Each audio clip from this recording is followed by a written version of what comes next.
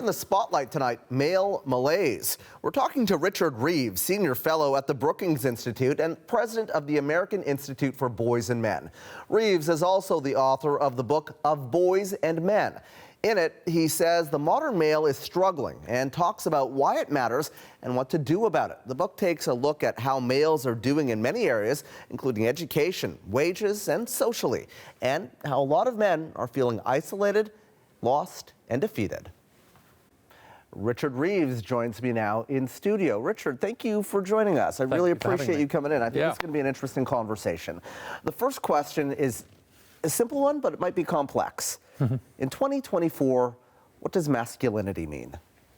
Well, that's the million-dollar question that millions of boys are Googling. I think a lot of young men are actually looking for the answer to that question. They're very often looking for it online.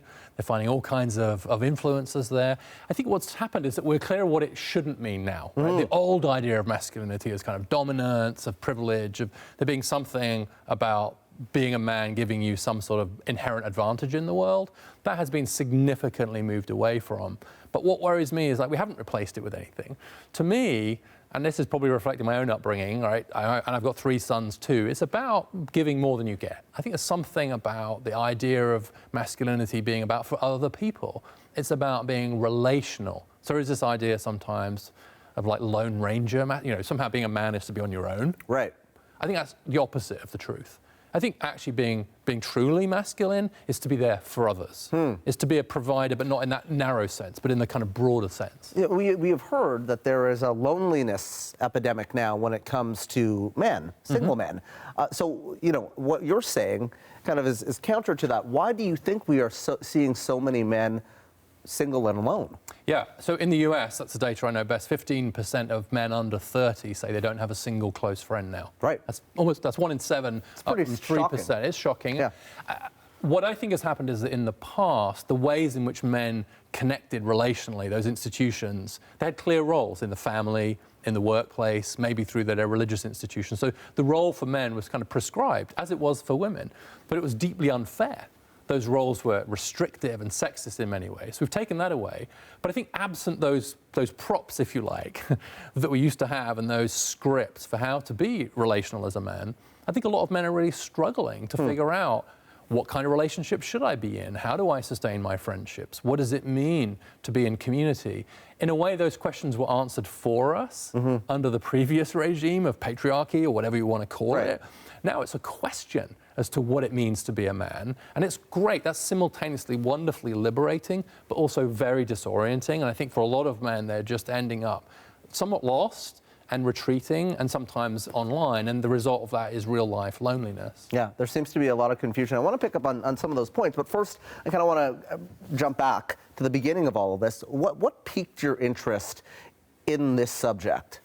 Well, first thing is I'm a recovering father in the sense that my sons are all in their 20s now. Okay, of course, it's a lifelong glorious mission, and so just in the UK and the US, just their experiences in the education system, you know, what dating looked like. Yeah. I realized that even in the time since I was growing up, there'd been a really big shift in a lot of the expectations that were placed upon them. And then in my day job, looking at issues around education, inequality, social mobility, racial justice, I just kept seeing a bunch of trends that were actually not the way we'd normally think about them. When we think about gender equality and gender gaps, we think women, girls. And that's still very often true. Look at politics, look at senior leadership in business, look at the many issues that women and girls still face in society.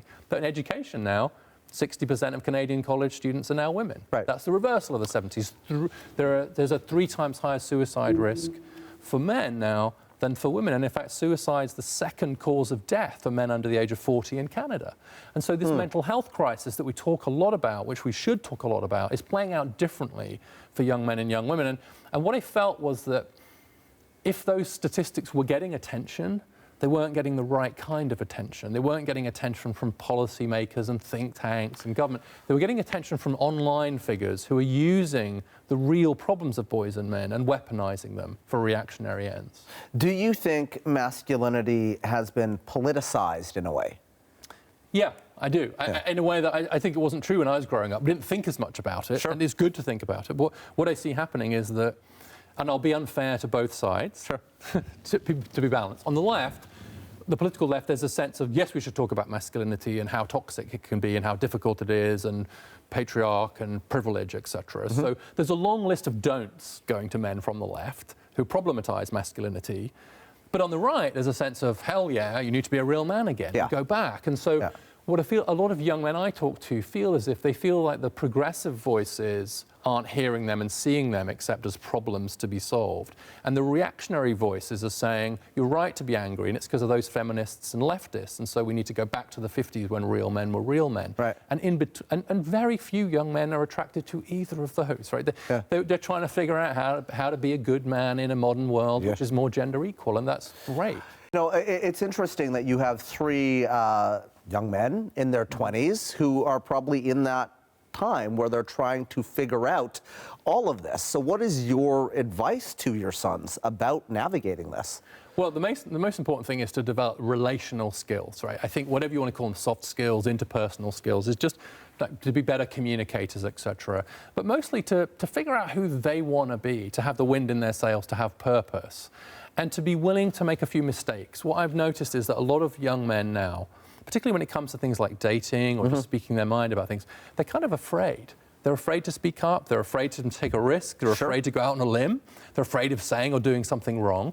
And actually, as long as they do it in good faith and with grace, no one's going to call them out for saying what they think or asking a girl out, right? Well, some people might, though. Well, but those people are the ones that can be safely ignored, in my view. As long as they do it respectfully and well, but just go for it, lead your life, have purpose. Because it turns out that actually men want women with purpose, and women want men with purpose. Well, let me push you a bit on this, because there will be folks that are watching this segment and say, listen, men have been ahead for most of human history. This again goes to kind of the point that men have privilege, and even to be having this conversation is ridiculous. What is your response to folks like that, and why there is a legitimate reason to be having this conversation right now at this particular time? Well, first of all, I think if anyone's having that reaction, I not only understand it, I share it to some extent. This is an uncomfortable conversation because of this long history of patriarchy and sexism, and because there's still so much more to do for women and girls. But two things can be true at once. It can be simultaneously true that there's still a lot more to do on lots of fronts for women and girls, and to notice that there are many areas where we really need to be paying more attention to boys and men. It's not a zero-sum game. We can think two thoughts at once. We can do two things at once. So when I was backstage getting ready to come out here and talk to you, the lady that tried to make my hair look a little bit better, not as good as yours, I don't think, but she has a son and a daughter. And she's equally worried about both of them. And right now it feels like we're constraining it in such a way as like we're not allowed to worry equally about both sons and daughters. And the truth is we can do both. And anyone that says we have to choose between the two, either those on the left saying even to discuss the problems of boys and men is to somehow diminish the problems of women and girls, or the other way around, is nobody's friend. What kind of male role models do you think young men need right now? Because, you know, there are the Joe Rogans, the Jordan Petersons, Andrew Tates, and they have very large audiences when it comes to young men. Why do you think folks are gravitating towards them? And also, what kind of role models do we need right now for young men? I think young men are gravitating to those online figures because those people they're having conversations about what does it mean to be a man today, and they're having honest conversations. They're having conversations where they grapple with really difficult issues. Whereas I think a lot of young men feel like they can't speak up in some of these spaces, that they'll be criticised even for raising it. Right? If they raise their hand and say, "Well, I'm struggling with this," that someone will maybe roll their eyes at them and say, "Are you kidding?" And so that creates the demand for those online figures. So I think it's kind of our fault as a culture for not creating spaces, safe spaces, if I can use that term, for boys and men to have this conversation. And as to who they should turn to, well, obviously, people like you and me. But more seriously, it's like, I think it's teachers in the classroom, it's coaches, it's the best antidote to online influencers is not other online influence, it's real men in real life, in your classroom, on your playing field. That's how we beat them. You mentioned education. Do you see some areas where the education system, when it comes to boys, could be enhanced and the needs of boys? Yeah, and it's weird even to be talking about this back to where we were before. Yeah, totally. But because it was like a second ago that we were really fighting very hard to make the education system work better for women and girls. Correct. But I think it is true that there are some ways now in which it doesn't work quite as well for boys and men. And so we've moved away from more vocational forms of learning. On average, those seem to be a bit better for boys, apprenticeships, etc. We've seen a cratering share of male teachers in almost every country, Canada, US, UK, fewer and fewer male teachers in the classroom who model the idea that education is for boys. I think that's important. Physical activity, recess, again, good for everybody, but especially good for boys. And so there are various ways in which we've turned the classroom and the school, on average, into one that's just a little bit less male-friendly, and many of our boys end up feeling a bit like a square peg in a round hole. And if you happen to have sons and daughters, many parents report that they'll say something like, "Why can't you be more like your sister?" Right? And so there's a danger that in the school system we treat boys a bit like malfunctioning girls. Right? They're less organised, they're a bit less mature in some ways. And to me, that's just as much of an injustice as the other way around, which is arguably what we did, and in some cases are still doing, which is to say to girls that they're defective boys. So, you know, I hear you saying there is this kind of polarization between the left and the right. So how do we get to that space in the middle where we can have a healthy conversation about this, and a healthy space can be created for boys and men to have these conversations about what it means? Because it does seem there is this identity crisis, in your view, going on. Yeah, it requires us to hold the idea in our head that there can be differences on average between two groups, even though they're more similar than different. And right now, I think one of the reasons why people are talking so much about masculinity and what it means to be a man, much more so, is because that identity seems threatened. Right? One way to make someone really lean into an identity is to threaten it. Right. And so if we just chill and breathe and just say, look, there are some things where on average boys are a little bit more this way, girls are a little bit more that way. None of that should dictate what they do in the world. I was a stay-at-home dad for a long time. My dad wasn't able to be. That's wonderful. My son's going to be a teacher, etc. So we've got these wonderful opportunities. But I think we've just got to give ourselves a bit more space to say there can be these differences and to honour those differences and just respect our boys and girls equally.